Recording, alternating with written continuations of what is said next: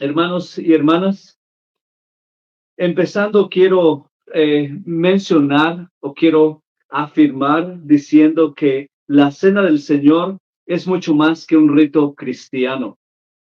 Es el banquete del pacto, el recordatorio visible y tangible de que Cristo murió por nosotros y que por medio de su Espíritu sigue alimentando nuestra fe. Pero también debemos recordar que a lo largo de la historia de la iglesia, lo que Cristo instituyó con sencillez y profundidad ha sido deformado por la tradición humana. La Edad Media oscureció la mesa con supersticiones y cosas añadidas. La reforma del siglo XVI buscó limpiarla, devolverla al centro de la adoración conforme a la palabra de Dios. En nuestro contexto moderno, la pregunta sigue siendo vigente. La pregunta que cada uno de ustedes tiene que responder cuando se acerca a la mesa del Señor es: ¿cómo celebramos la cena del Señor de manera fiel a las Escrituras y a la herencia reformada? Vuelvo a repetir. ¿Cómo celebramos la cena del Señor de manera fiel a las Escrituras y a nuestra herencia reformada?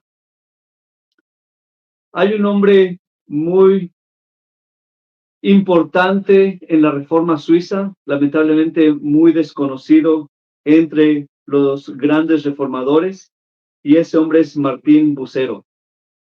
Martín Bucero fue la persona que le dio claridad a Calvino sobre la cena del Señor. Él decía: el Señor nos invita a su mesa no para cumplir un rito, sino para recibir de él vida, fuerza y comunión. Nuestro propósito hoy es volver a la mesa del Señor con ojos reformados, con corazón humilde y manos dispuestas a obedecer la palabra de nuestro Dios. Con esto en mente, se me ha solicitado dar esta conferencia el día de hoy, la cual se ha titulado Volviendo a la mesa del Señor: signos, elementos, reforma y fidelidad litúrgica. Para abordar este tema voy a hacer tres divisiones. La primera es la mesa del Señor según Cristo y su palabra. Después vamos a ver la deformación en la Edad Media y la recuperación en la Reforma, para terminar con un regreso o con un llamado al regreso a la fidelidad litúrgica hoy en día. El primer punto, entonces, la mesa del Señor según Cristo y su palabra. Cristo mismo instituyó la cena del Señor en la noche que fue entregado. Dice la palabra de Dios en Mateo 26 al 29. Y mientras comían, tomó Jesús el pan y bendijo. Y lo partió y dio a sus discípulos y dijo: tomad, comed, este es mi cuerpo. Y tomando la copa, habiendo dado gracias, dio diciendo: bebed de ella todos, porque este es mi sangre del nuevo pacto, que por muchos es derramada para remisión de pecados. Y os digo que desde ahora no beberé más de este fruto de la vid, hasta el día en que lo beba nuevo con vosotros en el reino de mi Padre. Pueden leer también más adelante o en su tiempo libre lo que Pablo instruye a la iglesia de Corintios en 1 Corintios 11, 23 al 26. Él dice: lo que yo aprendí del Señor. Entonces, ¿voy a agregar algo o voy a traer algo nuevo? No, lo que yo aprendí del Señor, eso os doy, esto os entrego. Cristo no dejó esto como una opción, sino como un mandamiento: hacer esto en memoria de mí. El verbo hacer está en el imperativo. Es un mandamiento que sus hijos deben, más bien no pueden no acatar. Primero vamos a ver entonces los elementos escogidos por Cristo.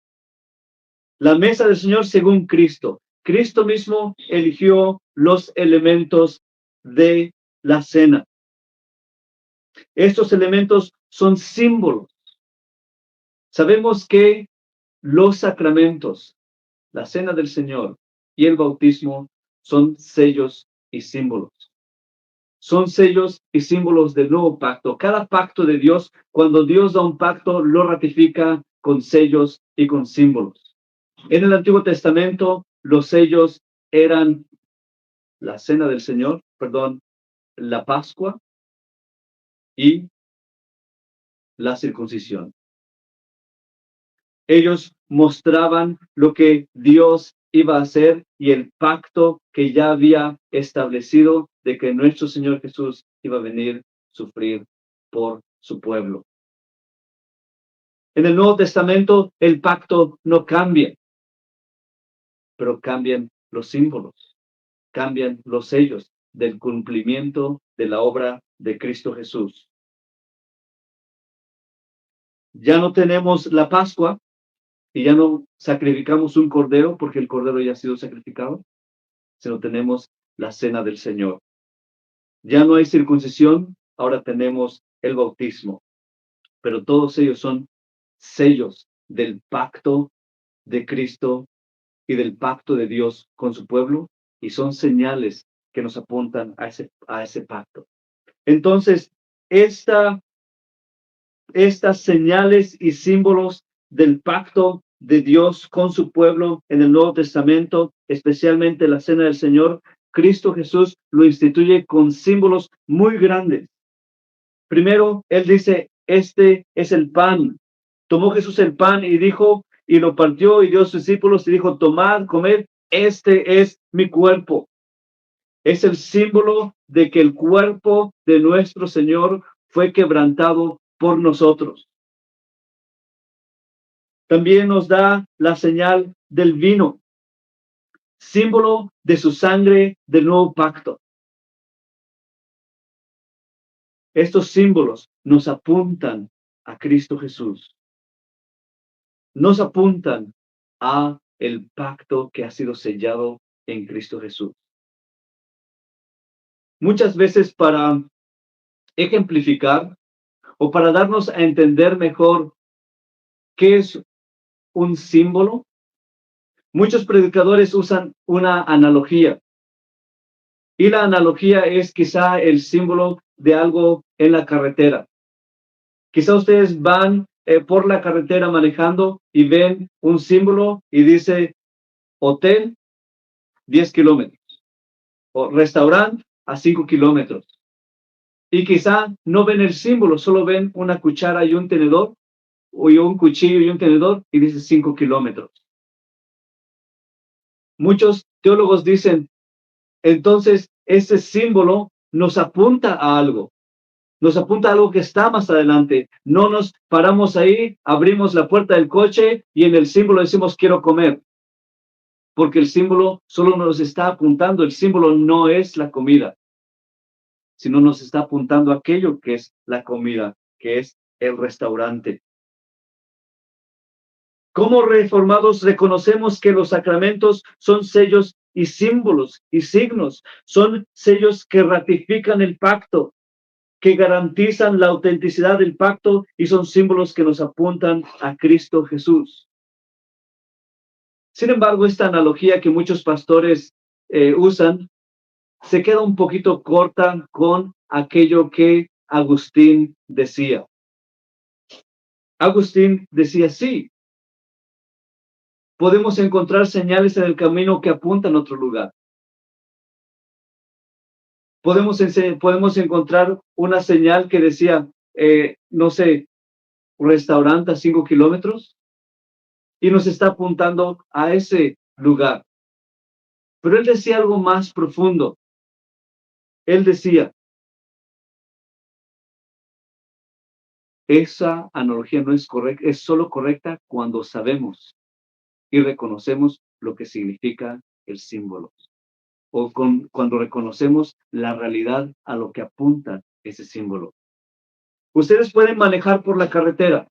Voy a hacer una paráfrasis de lo que Agustín decía. Ustedes pueden manejar por la carretera y ven un símbolo que dice DQ. Y van manejando y viene otro símbolo DQ. Si no saben a lo que apunta el símbolo DQ, ese símbolo no sirve para nada. Si nadie sabe y no reconoce, solo ven el camino y dice DQ, ¿qué es DQ? La verdad no sé. Solo la gente lo está poniendo que apunta algo. ¿Qué es algo? No lo sabemos. Así es la iglesia en estos días. ¿Por qué hay tanto sacrilegio en la cena del Señor? ¿Por qué hay tantas aberraciones que se están practicando en la cena del Señor? Hay algunos errores, hay algunas cosas que vienen entrando, pero hay algunas cosas que son completamente deplorables y que tenemos que rechazarlas. Agustín decía, la única manera para reconocer ese símbolo es teniendo el conocimiento propio de lo que el símbolo apunta. Si yo no sé que DQ apunta a un restaurante que vende helados en Estados Unidos, jamás voy a saber qué significa. Si yo no sé que la cena del Señor espiritualmente me apunta a aquel que pagó por mis pecados, no sirve de nada. ¿Por qué hay tanta insolencia esos días en la celebración de la cena del Señor? ¿Por qué hay tanto sacrilegio en algo que es completamente divino? Una institución que Cristo mismo lo dejó para nuestra unión con Él. Simplemente por el hecho de que no hay vida eterna en nuestros corazones. ¿Por qué no hay vida eterna? Porque no conocemos a Dios ni a quien Él ha enviado. Eso es lo que eso es lo que nos enseña Juan 3, 17:3. Y esta es la vida eterna, que te conozcan a ti, al único Dios verdadero y a Jesucristo a quien has enviado. ¿Por qué hay tantas cosas, aberraciones, no solo en la cena del Señor, sino ya en todo el servicio de la adoración? Porque la gente no conoce el símbolo. Conoce quizá lo que significa, conoce el ritual, pero no hay un conocimiento interno de que somos pecadores delante de Dios, de que no merecemos ninguna de las cosas buenas que Dios nos da, que lo único que merecemos si estamos sin Cristo es la condenación eterna. El hombre ya no conoce el pecado, ya hace del infierno una burla, hace de las cosas santas legalismo. El hombre es como el asno, peor que el asno. El asno conoce a su dueño, pero en ti, Israel, no hay conocimiento. ¿Cómo van a saber y cómo van a poder adorar a aquel a quien el signo apunta si no hay conocimiento de él en su corazón? Eso es lo que enfatizaba Agustín. Antes de ver el signo, yo tengo que saber lo que ese signo representa. Cuando Cristo ya está en mi corazón, cuando Cristo ha transformado mi vida, yo sé lo que el signo representa. Llego a las Escrituras y me dice, esto es comunión con Dios a través de Cristo Jesús, quien entregó su vida por nosotros. Juan Calvino decía, no es el signo el que alimenta, sino Cristo mismo, que por su Espíritu nos da lo que el signo representa. Sin el Espíritu de Cristo en nuestro corazón, ese símbolo es vacío y las iglesias modernas de hoy van a seguir aumentando pecado tras pecado, porque no conocen a Cristo Jesús, a quien Dios ha enviado. Por lo tanto, no hay vida eterna en sus corazones.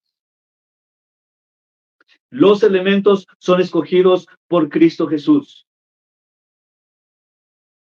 Nadie los puede cambiar. Cada elemento comunica el Evangelio. En el año 1555, durante el reinado de María Tudor, María la Sanguinaria es su otro nombre, o como se le conoce, María la Sanguinaria, ella se levantó en contra de la reforma en Inglaterra. Ella era muy devota al catolicismo romano y quería regresar a Inglaterra bajo el poder papal. Hizo una persecución terrible. Pero aún así, en medio de esa persecución, un grupo de creyentes reformados se reunía secretamente para celebrar la cena con pan y vino. A pesar de que estaba prohibido, uno de ellos escribió en su diario: el pan era tosco y el vino amargo, pero el gozo de recibir a Cristo juntos fue más dulce que todo banquete. Esta imagen nos recuerda el valor de la cena del Señor. No es en lo estético, sino es en su fidelidad al mandato de Cristo Jesús. La fidelidad a la mesa implica usar lo que Cristo instituyó sin sustituirlo. Sin sustituirlo. En estos días, mucha gente usa jugos u otros elementos de manera cultural o por conveniencia. En este mundo moderno, en este mundo en el cual no nos gusta el sufrimiento, en el cual nos gusta todo listo y preparado, estamos dispuestos hasta deformar la cena del Señor. Un ejemplo muy claro de esa conveniencia cultural, tal vez, pasó en Estados Unidos a principios del siglo XIX, del 1800 para adelante. En Estados Unidos en aquel tiempo había un índice de consumo de alcohol muy alto. Se estima que las personas consumían 26, casi 27 litros de alcohol o de bebidas alcohólicas o de licor, y eso no era promedio. No es 27 en promedio, 27 litros per cápita. Había un consumo excesivo de alcohol en todo Estados Unidos que era ya grave. Entonces se levanta un movimiento que se llamó el movimiento de temperanza. Este movimiento empezó a decir: no consuman alcohol, tenemos que reducir el consumo de alcohol. Y no estamos criticando algo que fue bien intencionado en cierto sentido. Está bien que la gente no tome mucho alcohol, que no consume mucho alcohol, y ese movimiento empezó a agarrar más auge, hasta que llegó a ser parte de las leyes de Estados Unidos y se prohibió la manufactura y la venta de el alcohol. Producir alcohol en aquel tiempo, cualquier bebida alcohólica, era penado, y mucha gente aún así lo hacía. Pero esa cuestión cultural, esa cuestión que vino de la sociedad, quizá bien intencionada, también entró a la iglesia. Y muchas personas empezaron a decir: ok, para no causar tentación, y ese es el argumento que se utiliza, para no causar tentación a alguien más. Y como ahorita estamos en esa moda y queremos ser, no sé, bien vistos por la sociedad, vamos a aplicar la ley de temperancia a la iglesia. El alcohol vamos a quitarlo hasta de la cena del Señor. Es difícil para mí ver que la mayoría de las iglesias en Estados Unidos han caído en esa trampa.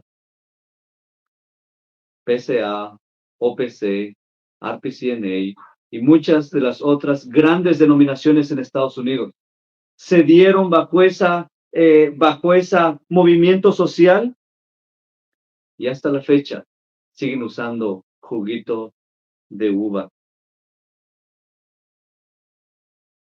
El mandato de Cristo pesa más que cualquier movimiento social, que cualquier movimiento cultural, que cualquier adaptación moderna. ¿Somos reformados, sí o no? Y muchos dicen: oh, sí, creemos en la inspiración de la palabra de Dios, creemos en la autoridad de la palabra de Dios. Ok, aquí dice y claramente implica que los signos o los elementos que Cristo instituyó, es el pan y el vino. ¿Y cuál es el argumento? Pero es que mira, hay hermanos débiles, hay personas que tienen su conciencia débil y nada más lo huelen y van a caer. ¿Es el espíritu que Cristo nos dio? ¿Un espíritu de temor? La palabra de Dios dice que Dios nos dio un espíritu de amor, de poder y de dominio propio. Si esa persona no tiene dominio propio con el vino y la cena del Señor, tampoco lo va a tener con la Coca-Cola, ni con el pollo, ni con las papitas, ni con la televisión, ni con el celular, ni con nada. Pero el Hijo de Dios, en el momento en que Él se está esclavizando de algo, Él dice, de nada soy esclavo, como dice Pablo. Yo no me hago esclavo de nada. Es el Espíritu de Dios que nos hace acercarnos a la mesa, utilizar los elementos que Dios mismo instituyó a través de Cristo en su palabra. Solo eso debería ponernos a meditar. Fue Cristo mismo el que instituyó estos elementos. Es mandamiento de Cristo. ¿Pero qué pasó? Estas deformaciones que vemos hoy nos lleva a pensar a las deformaciones que se estaban llevando a cabo en toda la Edad Media.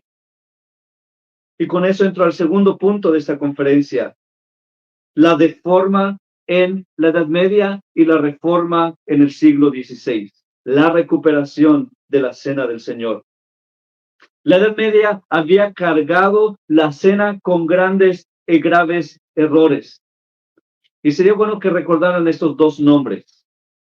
El primer nombre, quizá el pastor Román les haga un examen al final de la clase. El primer nombre es Gregorio I. El segundo nombre es Anicius Manlius Torquatus Severinus Boetius, mejor conocido como Boecio. Son los dos hombres pilares que deformaron la iglesia.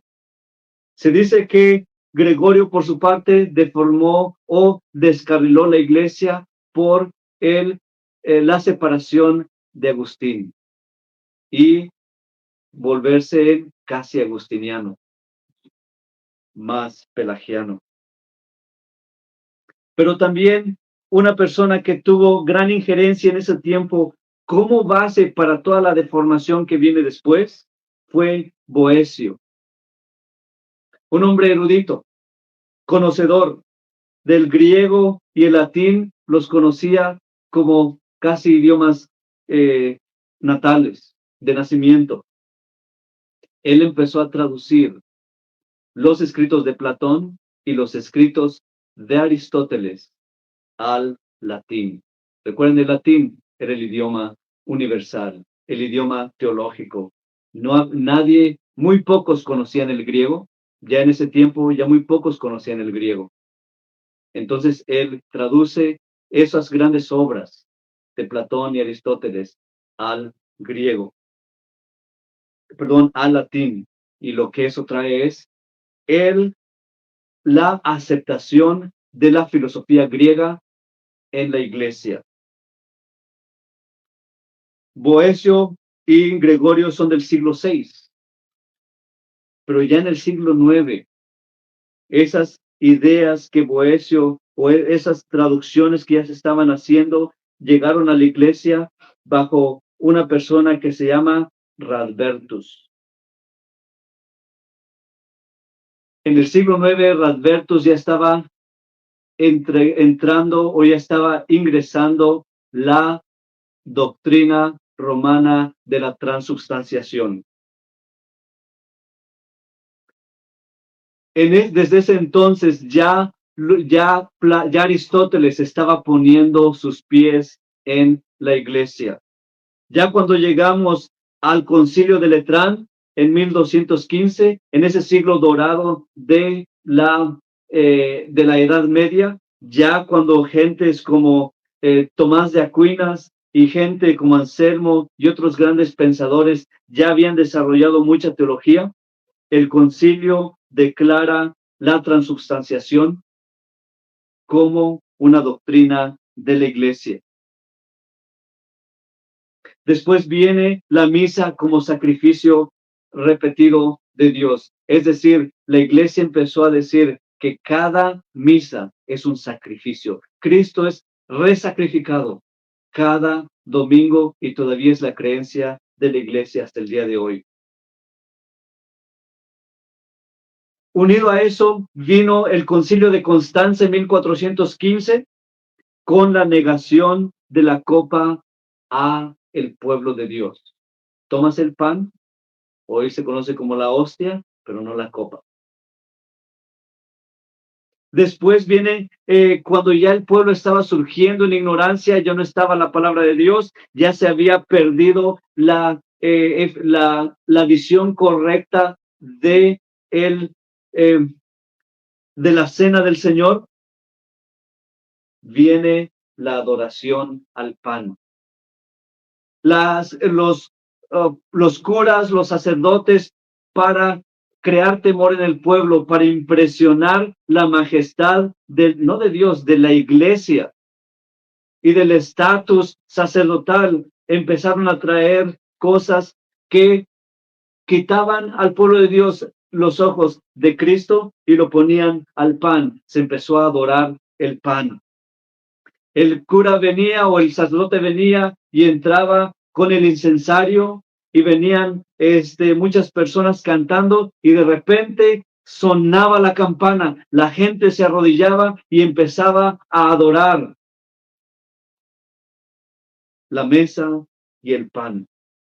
Era una comunión sin fe, era una comunión de superstición, una comunión de ignorancia y no de fe.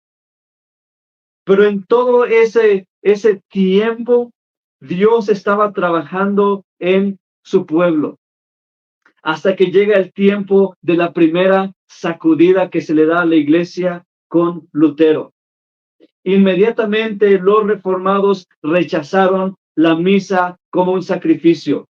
Cristo se fue entregado, fue crucificado, fue sacrificado una vez y para siempre. No necesitamos que Cristo sea sacrificado cada vez.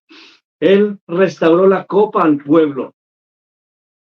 Aunque aún mantenía la idea de la presencia física que la transubstanciación trajo a la iglesia, la modificó un poco y le llamó, o se llamó en la teología luterana como consubstanciación. Aún así, Lutero empieza esa primera oleada. No fue hasta que la reforma llega a su plenitud con los reformadores suizos, con Zwinglio y con Calvino, que la realidad y la simplicidad de la cena del Señor va cobrando esa pureza bíblica. Zwinglio hizo un énfasis, quizás sobre énfasis, en que la cena era un recordatorio y obediencia. Eso fue lo que separó a Lutero de Zwinglio. Zwinglio veía la cena solo como un memorial, y es un error que todavía reconocemos de Zwinglio. Pero gracias a hombres como Bucero, que pudieron explicar y pudieron enseñar a esta persona tan famosa, Calvino, que pudimos tener un conocimiento de la presencia real, espiritual y una unión verdadera con Cristo a través de la cena por la fe. Y fue con ellos que vino una simplicidad litúrgica y una participación consciente en la congregación. Calvino decía, en la cena el Espíritu Santo nos eleva a Cristo en el cielo para participar de su cuerpo y su sangre. Tanto era la impresión en Ginebra que bajo el ministerio de Calvino la cena no se celebraba cada semana, pero cuando se hacía era un acto profundamente participativo. El pueblo cantaba salmos mientras pasaban el pan y la copa mano por mano, reflejando la unidad del cuerpo de Cristo. No era un acto individualista, sino una comunión verdadera. Vivimos en tiempos individualistas. Vivimos en tiempos de satisfacción rápida.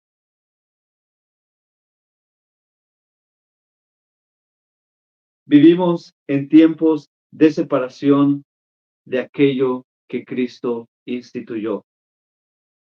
Y una de las cosas que vemos en la palabra de Dios es que Cristo instituyó una copa, lo que se llama hoy la copa común.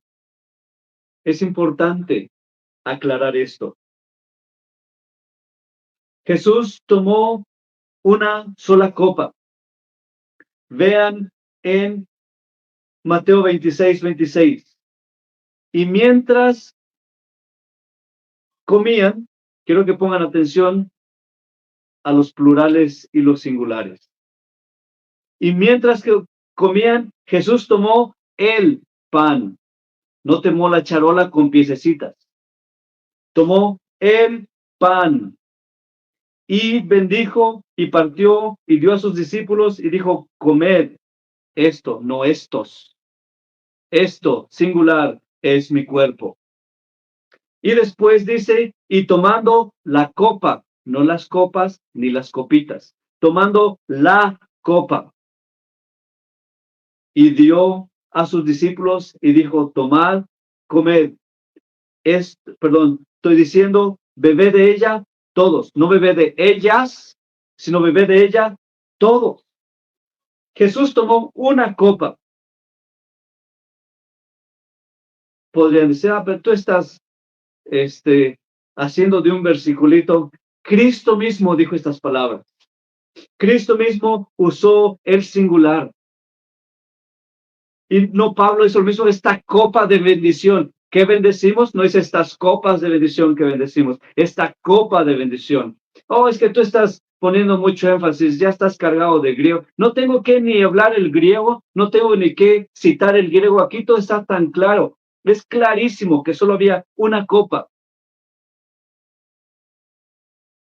No estoy cometiendo ningún error exegético ni hermenéutico. Fíjense cómo Pablo en Gálatas 3:16, de una palabrita en singular, él cimienta su teología de que no era simientes, como decir muchos, sino simiente Cristo. Es importante que pongamos atención a los sustantivos, a los verbos, a los tiempos, a los singulares y a los plurales. ¿Creemos en la inspiración de la Escritura? ¿Creemos en la autoridad máxima de la Escritura? Sometámonos al mandato de Cristo Jesús. Tomad la copa.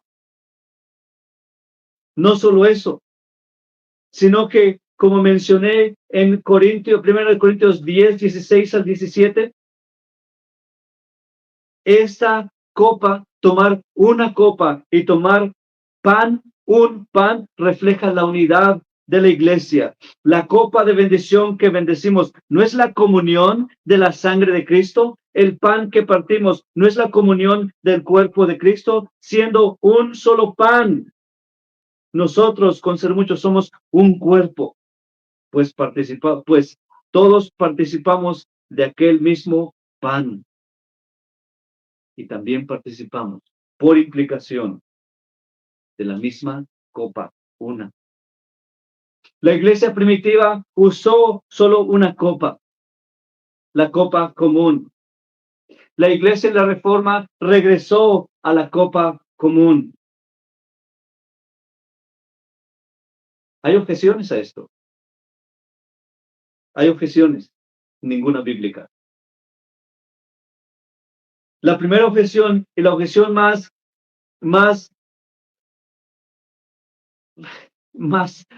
caricaturesca, podría decirle, Sí, ¿cómo sé si el hermano no se lavó la boca antes de tomar el pan? ¿Cómo sé si no se limpió las manos antes de tomar el pan? La objeción moderna es la higiene. Oh, es que mira, es que yo soy de clase media, yo tengo más dinero y el hermano, pues, ¿cómo voy a compartir con él? Ese es el pensamiento de una iglesia en error, como la iglesia de Corintios, a la cual Pablo estaba recriminando. ¿Cómo es que ustedes, los ricos, llegan con mucha comida, comen, beben, y aquel que no tiene, mejor coman en su casa? Esa es la objeción moderna, la higiene, la comodidad. Tanto ha sido esa mala práctica que se ha caído incluso hasta en sacrilegio y uso de la mercadotecnia. Aquí no se ve mucho, pero en Estados Unidos hay empresas dedicadas a la manufactura de charolas para la cena del Señor. Y ustedes van a las tiendas cristianas y ven, hay charola ya con la copita, ya con su pan, y hay una charola que dice, este es de pan integral, este es de pan de linaza, y aquí está el pan gluten free, y todo lo demás son copitas de jugo. Y es una industria grande, es una manufactura en serie. Entonces la gente va, compra su charola y dice, vamos a celebrar la cena del Señor. Todo es light, todo es a la conveniencia. Tanto se ha deformado la cena del Señor que hasta ahorita ya cada quien tiene su copita en sus casas, en sus sillones. Viene un señor a la pantalla y dice, vamos a tener la cena del Señor. Ustedes pueden tenerla ahí en su casa. Yo la tengo aquí en mi casa. Vamos a hacerlo virtual. Es una aberración. No tengo palabras para describir que aquella atrocidad que se está haciendo a la cena de nuestro Señor y aún ese espíritu de división que solo por la higiene dice, oh, no quiero la copa común, ¿qué? ¿Qué hay? ¿Acaso qué dice? ¿No es lo que estaba recriminando Santiago? Oh, viene una persona rica de otra, oh, siéntate aquí y tú allá, pobrecito, es que no no estás a mi nivel. Debería darnos vergüenza. Cuando el Rey de Reyes compartió y bebió de la misma copa con sus discípulos. Cada vez que tomamos la misma copa, proclamamos que la sangre que limpia, que me ha limpiado a mí, es la misma sangre que ha limpiado a mi hermano, a mi hermana y a todos aquellos que han venido en comunión con nuestro Señor y Salvador Cristo Jesús. No permitamos ese tipo de deformaciones de la cena del Señor. No permitamos esas excusas que no tienen base en la Escritura. Obedezcamos. Con esto llego a mi último punto. Fidelidad litúrgica. Hoy, más que nada, en un mundo de apostasía, en un lugar donde Cristo ya no cabe en las iglesias, tienen un ídolo de Cristo. Cristo es amor y puro amor, pero jamás es Señor, delante del quien todos al fin del mundo vamos a comparecer ante ese gran trono del Cordero. Él es Rey y Señor. En una iglesia presbiteriana de Escocia del siglo XVI,